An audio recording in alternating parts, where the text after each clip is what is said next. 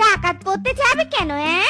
সকাল সকাল ঘন্টার অ্যালার্মের জন্য আমার ঘুমটা ভেঙে গেল। এখন আবার আমার বেডটি নেই। যা, আমার বেডটি দে। কি কি বললো? ইরে মাইরি, ভেটকি দিব? কিন্তু আমি তো ভেটকি দিতে জানি না। ওরে শ্বশুরের বেটা রে, ওটা ভেটকি নয়, বেডটি মানে চা। যা, এক্ষুনি চা নিয়ে আয় আমার জন্য।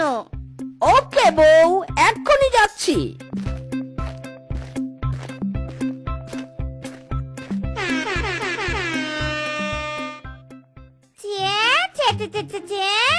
কি গন্ধ, কি গন্ধ!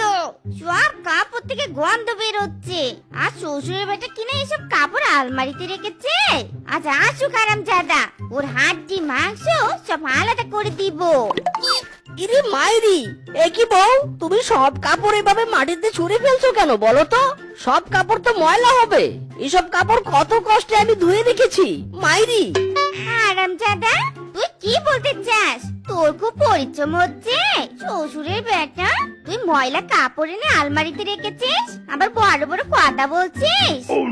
না গো বউ, তুমি ভুল করছো। আমি সত্যি সব কাপড় ধুয়েছিলাম। আর তুমি কিনা এভাবে সব কাপড় মাটিতে ফেললে। এখন তো এসব কাপড় আবার ধুতে হবে। হ্যাঁ, ধুতে হবে, তুমি ধুয়ে দিবে।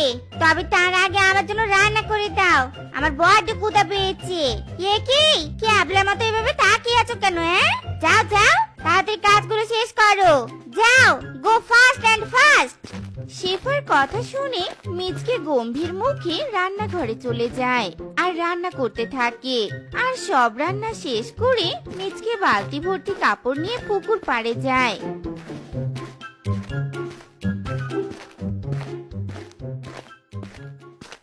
হায় রে কপাল মন্দ, বউয়ের সাথে